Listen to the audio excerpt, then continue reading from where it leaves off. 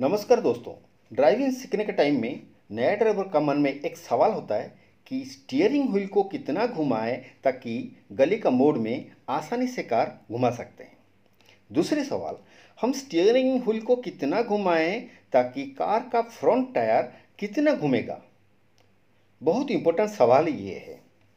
इस सवाल का जवाब रिलेट करता है कार का टर्निंग रेडियस, टर्निंग में टायर का एंगल्स, कार का फ्रंट दोनों साइड का मेजरमेंट और रोड का एज से टायर का डिस्टेंस कितना मेंटेन करना चाहिए ताकि हम सेफली कार को टर्निंग में घुमा सकते हैं।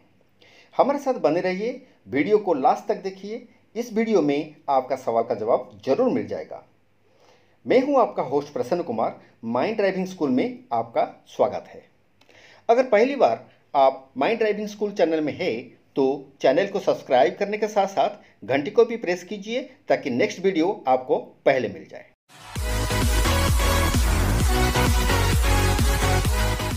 कार चलाने से पहले आपको एक बात समझना बहुत ज़रूरी है। मान लीजिए आप ऐसे गली में पैदल में जा रहे हैं जहां भीड़ है। क्या आप सबको धक्का देके चलोगे?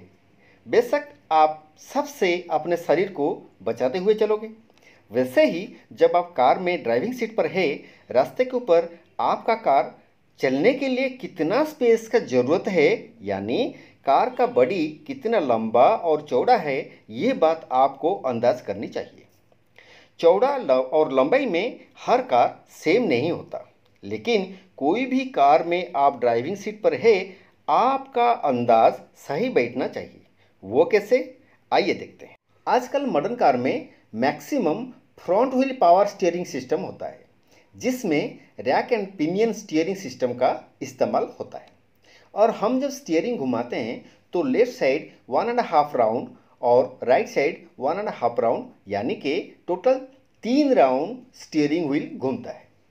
अब जहाँ तक टर्निंग रेडियस की बात होती है, यानी कार को फुल राउंड में घुमाने के लिए हमको कितना मीटर जगह चाहिए, पहले ये मालूम करते हैं।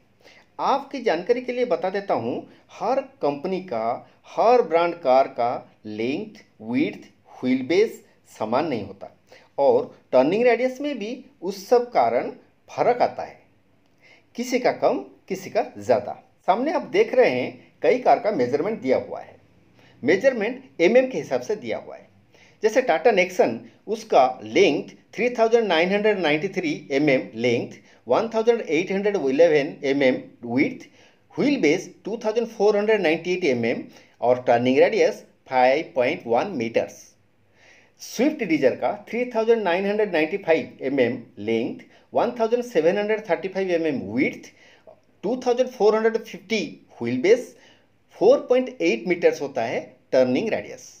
और ऑल्टो जैसी छोटे कार का 3395 mm length, 1490 mm width, wheel base 2360 mm और टर्निंग रेडियस 4.6 मीटर्स। इससे ये समझ में आता है कि जितना बड़ा गाड़ी रहेगा उसका लेंथ भी ज़्यादा रहेगा, विड्थ भी ज़्यादा रहेगा, व्हील बेस भी ज़्यादा रहेगा, उसके हिसाब से टर्निंग रेडियस भी ज़्यादा रहेगा। आप जो कार ड्राइव कर रहे हो, आपको मालूमात करनी है उसी कार को फुल टर्न करने के लिए कितना स्पेस की ज़रूरत है। इसीलिए आपको खुद प्रैक्टिकली प्रैक्टिस करना चाहिए। जैसे आप देख रहे हैं सामने टाटा नेक्सन की फ्रंट व्हील का full turning angle, right side 1.5 round steering घुमाने से जो एंगल है और left side steering wheel 1.5 round घुमाने से क्या एंगल है, और टर्निंग करने का टाइम में सामने राइट टायर पोजीशन और पीछे राइट टायर पोजीशन का रोड के ऊपर किस एंगल से होता है। अगर टर्निंग करने का टाइम में रोड का एज से डिस्टेंस नहीं रखोगे, हो सकता है रोड का एज में कोई भी सब्जेक्ट, यानी पत्थर हो सकता है, दीवार हो सकता है या इलेक्ट्रिक पोल हो सकता है, उसमें राइट साइड बॉडी टकरा सकता है। इसीलिए सफिशिएंट गैप मेंटेन करते हुए गाड़ी को ड्राइव करनी चाहिए। दोस्तों, सबसे इम्पोर्टेंट बात यह है कि जब हम ड्राइविंग सीट पर है, हमारी नज़र के हिसाब से कार का entire external body with tyre का पोजीशन रोड के ऊपर किस पोजीशन में है। डैशबोर्ड का सेंटर से सामने व्हाइट कलर का पट्टी एक लाइन में मैच होता है तो समझ लीजिए आपका कार लेन के अंदर है और लेन और कार का टायर का बीच में डिस्टेंस है। वैसे ही राइट साइड का विंडो सील कॉर्नर से सामने व्हाइट कलर का पट्टी एक लाइन में मैच हो रहा है तो समझ लीजिए कार का टायर लेन के अंदर है और टायर और लेन के बीच में काफ़ी डिस्टेंस है।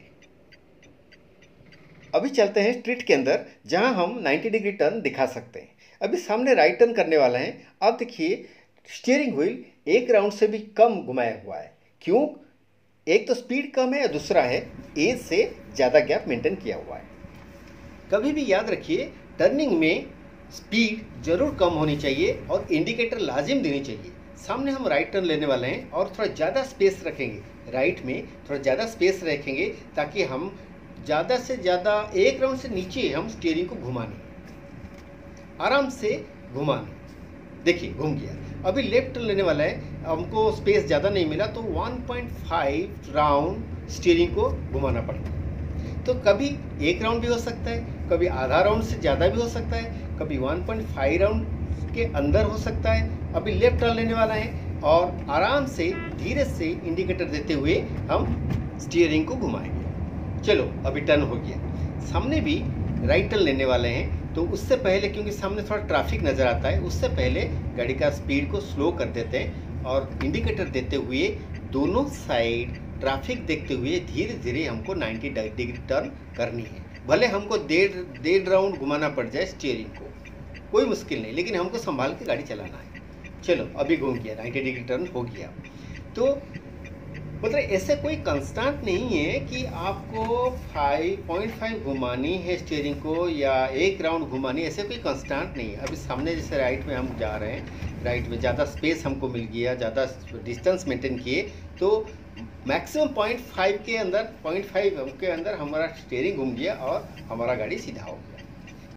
दोस्तों अभी तक आपका रफली एक अंदाज हो गया होगा कि कार को कोई भी टर्निंग में मोड़ना आसान है। भले स्टीयरिंग व्हील को एक राउंड या डेढ़ राउंड घुमाना पड़े, क्या फ़र्क पड़ता है? लेकिन भाई साहब फ़र्क पड़ता है। रेसिडेंशियल कॉलोनी या गली में जब कोई भीड़ नहीं है, कार को कैसे भी चलाना कोई फ़र्क नहीं पड़ता। लेकिन जब गली में ट्रैफिक रहता है, चारों तरफ से ट्रैफिक का रिस्क रहता है, तब आपको ड्राइविंग स्किल की ज़रूरत पड़ती है। और वो कैसे? पहला, नंबर 1, आप जो व्हीकल चला रहे हैं उसका दोनों फ्रंट टायर और बैक टायर का रोड के ऊपर पोजीशन आपको विजुअलाइज करनी है। नंबर 2, आपकी नज़र, आपका विजुअलाइजेशन यानी कि अंदाज अगर परफेक्ट है तो कोई भी सिचुएशन में, चाहे वो टर्निंग हो या ट्रैफिक हो, आपका व्हीकल का टायर्स का एंगल के साथ साथ रोड का एंगल के साथ साथ आपका नज़र भी उसी एंगल में रोड के ऊपर रहेगा और ऑटोमेटिकली आपका हाथ स्टीयरिंग को उसी एंगल में घुमा देगा। आपको गिनती नहीं करना पड़ेगा कितना बार स्टीयरिंग घुमाया या कितना घुमाया, इसके लिए आपको प्रैक्टिस की ज़रूरत है। तीसरी बात, टर्निंग रेडियस डिपेंड करता है व्हीकल का स्पीड के ऊपर। आपको छोटा टर्न लेनी है या बड़ा टर्न लेनी है, उसके ऊपर डिपेंड करता है। नंबर 1, व्हीकल का लेंथ, व्हीकल का स्पीड और स्टीयरिंग। फॉर्मूला नंबर 1, स्पीड कम स्टीयरिंग ज़्यादा, यानी टर्निंग में व्हीकल का स्पीड बिल्कुल कम होना चाहिए आपकी ट्रैक और लेन में, और स्टीयरिंग ज़्यादा घुमाना चाहिए ज़रूरत के हिसाब से एंगल को देखते हुए। फॉर्मूला नंबर 2, बेंड रोड में निर्धारित किया हुआ स्पीड में स्टीयरिंग को कम घुमाना चाहिए ज़रूरत के हिसाब से एंगल को देखते हुए।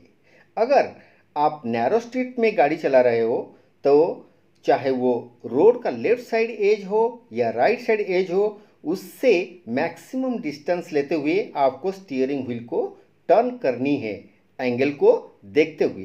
कहीं ऐसा ना हो कि आपका व्हीकल का सामने वाला हिस्सा टर्न हो गया लेकिन व्हीकल का बीच से लेके पीछे वाला बॉडी टकरा गया रोड का एज में, कोई भी इलेक्ट्रिक पोल या दीवार या पेड़ या कोई भी पत्थर में, कोई भी सब्जेक्ट में।